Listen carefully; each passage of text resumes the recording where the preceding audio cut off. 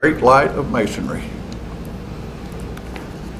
The word light is defined as the opposite of darkness, the force that allows the human eye to render things visible. This is more or less what we would consider the physical definition of light. Light is also used in a figurative sense. You all know the Bible uses it quite freely throughout the scriptures, many times bringing light as if it was goodness and darkness as something bad. One of the best examples of that, of course, is in Matthew 5 in the area just following the Beatitudes, where Christ says to his followers, "You are the light of the world." And then he goes on in the next verse saying, "A city set on a hill cannot be hid." And then, "Men do not light a lamp and put it under a bushel." And then closes the verse with, "Let your light so shine before men," and so forth. So you can see that that's used many times, light as something new, or some new knowledge, or some new acquisition. And so this is the figurative sense. Masonry uses light in a figurative manner many times. Then there is the period, speaking of light, then there's the period in history during the 1700s called the Age of Enlightenment, during which time men began questioning things within the sphere of politics and science. This was a gradual rise, that during this time there was a gradual rise in education with the help of the printing press. This is the period also of both the American and French revolutions and many scientific discoveries, such as Sir Isaac Newton's theories on gravity and motion. As a matter of fact, it was this period when Masonry, in its organizational form that we know it right now, was created. Now, with this introduction, if I was Jim Tressner or Bob Davis, I could now embark upon a philosophical discussion of how light is used in the various degrees. But since I am not anywhere near the qualifications of those two gentlemen, I am going to tackle the area of light as just the physical side. And tonight I want to just briefly talk about a real or a physical lamp called the Light of Masonry in the Valley of McAlester. I presume that all present have seen the large lighted ball at the top of our temple. You want to pass that down? You can look these over while I'm talking. This light was called, when it was originally erected, the Light of Masonry. This was during the period of the 1930s. This large globe is unique to McAlester and is certainly not a normal sight atop other Scottish Rite temples around over the country. Tonight I have assembled a few facts about this unique addition to our building. Some of this is well known to some of you all in attendance, I know. However, I hope that there are some of you all who this will be interesting and new information. First, let's take a look at the physical characteristics of this globe or ball. From the base to the top, it measures approximately 8 foot on the exterior of the ball. You'll notice the picture of the man standing there in that old consistory news with the article by Baird Martin. That's Mr. Arndale, and he was about 5'7" or in that vicinity, and so you can see that probably another 3 foot to the top of the. So this gives us it's approximately 8 foot. The globe is made of heavy copper sheeting, and originally it had a gold leaf covering, so it was a gold ball. The surface is embedded with lenses, then they came from railroad lights that blink at signals when a train is approaching. You all have seen those lights that alternately blink back and forth on these railroad crossings, and they have a lens on them, and they're different colored lenses, and there are many different colors of those lenses embedded in this ball. The lenses are somewhere between 6 inches and 8 inches in diameter.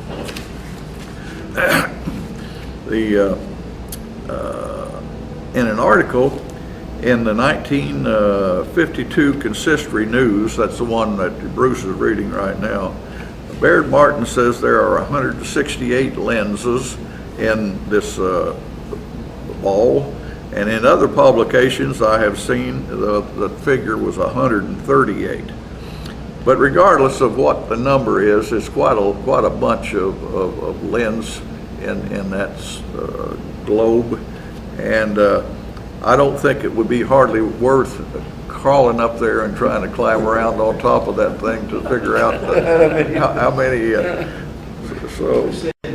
So we'll just take it as somewhere between 138 and 168 and go with that.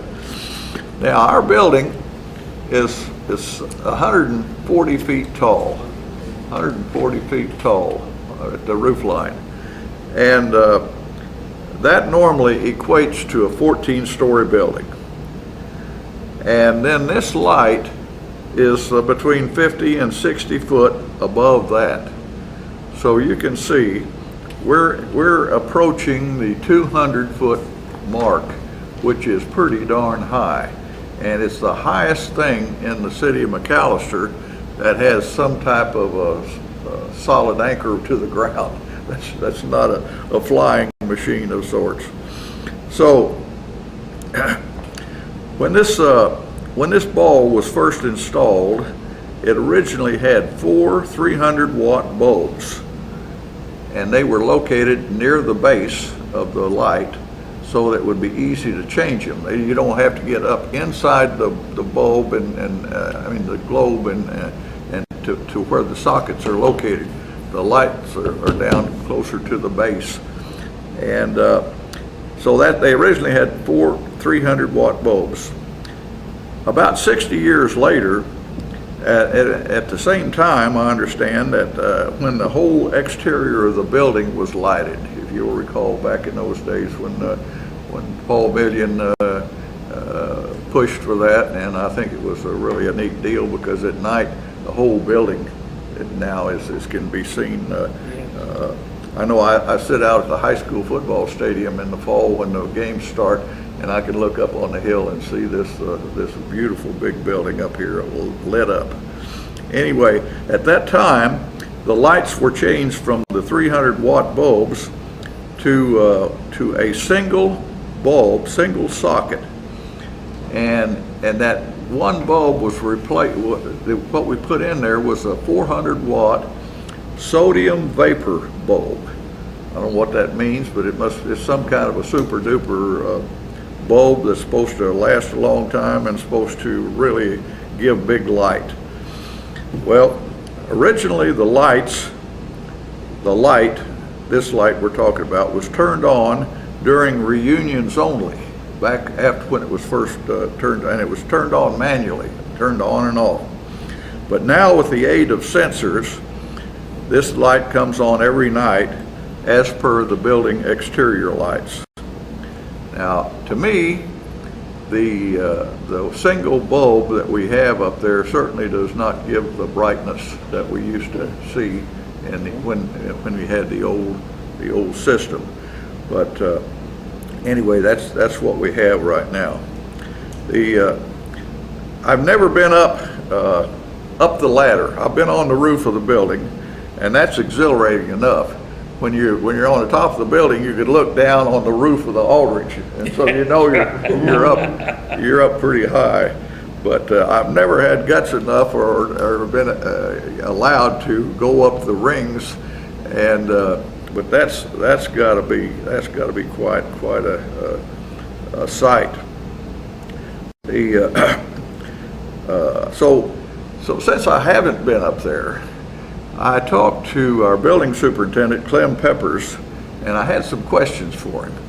And so I think the best way to do it is I asked him, how do you get inside the globe or the ball to change the bulbs? And that's when he told me, well, you don't get inside it, because you go up there, and when you get on the top rung, there is a small door that you can open on the side of the globe that's 14 inches by 17 inches. So you can see that's not big enough for a man to, you really have to squeeze to get through that thing. So it's not meant for people to get up inside the bulb. But anyway, when you open up this door to get to inside the bulb, there is a seat that slides out. Now this is all engineered in this thing from the beginning. And then the workman can then sit on that little bench that slides out, hook up his safety rope or belt, and work on the lights. And so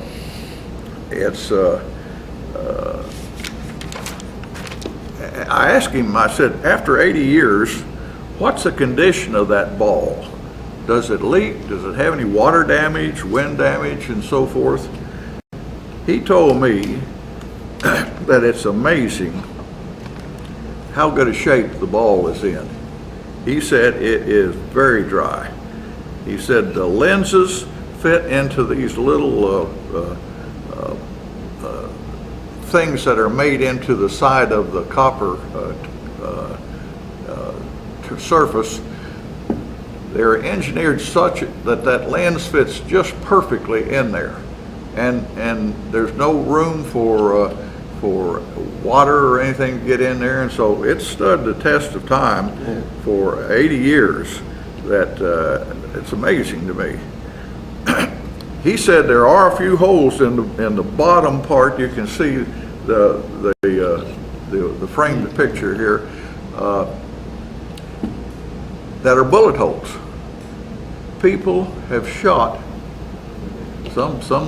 I don't know who would be so dumb to do it, but yeah, I guess it happens. And anyway, he said there are 4 or 5 holes in it. But the good thing, if there's anything good about it, is that the holes are on the bottom of the bulb, and consequently you really don't get any water or moisture in it because they're kind of covered up by the rest of the bulb. So he said that I asked him, I said, now initially from what I understand, there was gold leaf on the copper surface. And he said, if there's gold leaf up there, I can't see it. So evidently it has deteriorated through the years, and it's just a copper surface now that's up there. I asked him, I said, when the normal wind is blowing up there and you're up on top of that thing, is there any sway in that? He said, yeah, there's a little bit. He said, maybe 2 or 3 inches.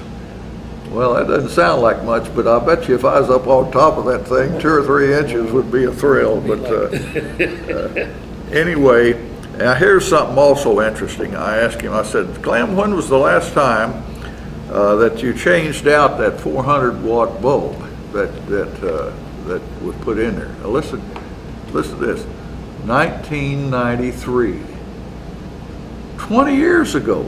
That bulb has lasted for, now, 20 years. It's not very bright. I think it might be worthwhile taking a look and trying to maybe put a new one in there to see if we get any more brightness, but at least it's still there and it's still working, and that's 20 years. That's amazing. When you're looking at the framed picture here, you probably noticed the bottom of the picture. They don't have guy lines. These are guy rods. These are steel rods that go, and they have a turnbuckle on them, so you can turn it and tighten it up.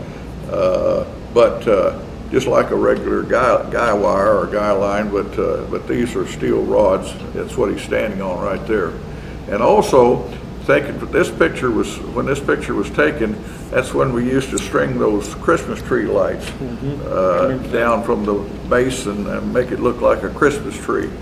Well, we don't do that anymore, but anyway, that's okay. That's kind of a description of this ball. Let's change from the actual description of this unique addition to our building to how did this come about? The idea and driving force between this light was Brother John T. LeBrand. He was a member. He was in the insurance business here. His business was located down in the building where the Pittsburgh County Genealogical and Historical Society is now located, and also it was the original William Busby office building, the little building that's nestled in the middle of the current courthouse down there now. That's where his office building was for all those years. He must have done very well business-wise. He was a very active Mason, a 33rd degree, long-time wise master of South McAlester Lodge of Rose Croix. And he was the first adult advisor or dad to the DeMolay chapter here in McAlester when it was first started. So John T. LeBrand was a very active member of the consistory. It is his estate which was given by his daughter Eleanor Litka of $750,000 that actually supports our scholarship program today through the C&E Foundation. Well, where the inspiration for this project came to Mr. LeBrand has never been revealed. I don't know whether he took his idea from another building that had a ball like this, or whether it was just an inspiration. But anyway, he's the one that had the idea. And so he took his idea to a fellow Mason whose name was A.J. Arndale. That's Andrew Jackson Arndale, who was a worker in metal and had a tin shop here. Really, that was what he made his living. He was a worked with tin. Mr. Arndale and Mr. LeBrand supposedly drew up the plans and specifications. Now, that's what Baird Martin says. Sometimes Baird Martin is not historically correct, but if they did, that's amazing that those guys that were not structural or architectural design people and so forth could come up with this design and with the pop-out seat for the workmen and all that sort of thing. It's really kind of amazing.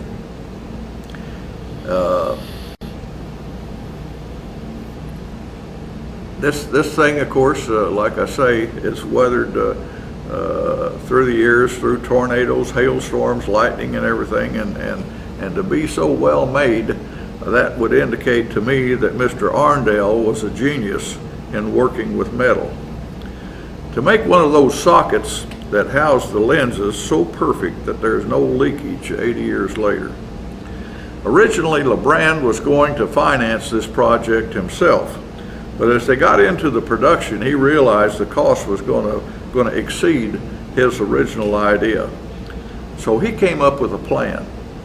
He contacted 50 honor men of the McAlester Consistory, the KCCHs and 33rds, and with their help, the Light of Masonry became a reality in McAlester. Now keep in mind when this was in the 1930s. You all know, we've talked about it in here, the Great Depression and what was going on at that time. So raising money was not an easy chore. Also at this time, I have a feeling that there's a lot of people in the consistory that thought this was a folly, because if you're going to go out and raise money, our building's in jeopardy right now. So why would you go out and raise money for a new addition like this when we're worrying about keeping the building? And so, anyway, I'm sure he met with a lot of resistance, but anyway, he proceeded with what was considered a crazy idea. So that's basically the story of Mr. LeBrand and his inspiration, and Arndell and his craftsmanship, and the building, the light is up there right now. There are two big question marks in my research. What was the exact date of installation? We know it was not a part of the original architectural plans, so it had to have been added sometime after November of 1930, when the original building was dedicated. And Mr. Arndell died December the 25th, Christmas Day of 1936. So it must have been sometime between 31 and 36 that this addition was made to the temple. The other question was, what was the cost of the construction and installation? Installation had to be a terrific cost factor itself. Perhaps these answers will surface when we dig into our archives, which are stored in the basement, Johnny, sometime whenever we get into that. Let me close with saying John T. LeBrand made sure that the light of masonry long would shine over the valley of McAlester in a physical sense, with his lamp atop the building. And now, 80 years later, the light of masonry, in a figurative sense, is still shining with the scholarship recipients of today. This includes the facts and trivia regarding the McAlester Scottish Rite Light of Masonry.